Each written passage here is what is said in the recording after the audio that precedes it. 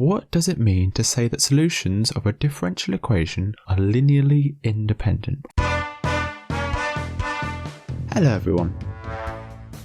First, we should state that this is the general form of a linear ordinary differential equation. If p sub n of x equals 1, then we say that the equation is in standard form. Also, if and only if r of x equals 0 for all x in the interval I, then we say that the differential equation is homogeneous. Next, we should define the concept of linear superposition, which states that if y1 and y2 are solutions of a homogeneous linear ordinary differential equation, then y equaling c1y1 plus c2y2 is a solution for any real constants c1 and c2. It's worth noting that this result does not hold for non-homogeneous linear ordinary differential equations. Now we can define linear dependence. Let y1 of x and y2 of x be two differentiable functions on an interval I. Then y1 and y2 are linearly dependent if and only if there is some non-zero constant c such that y2 equals c times y1 for any x in the interval I.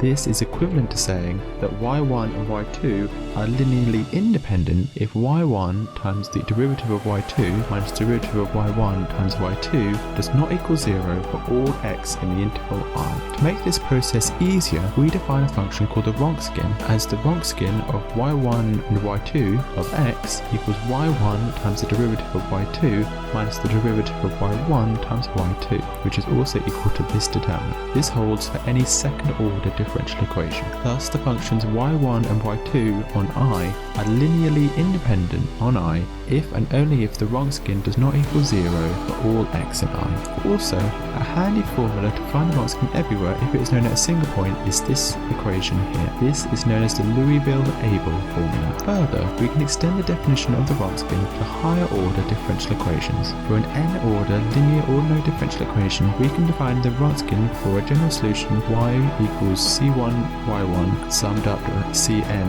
yn as this determinant here. We also have that y1 to yn are linearly dependent if there exists some real constants k1 to kn which are not all 0, such that k1 y1 summed up to kn yn equals 0. And that covers how to tell if solutions to ordinary differential equations are linearly independent.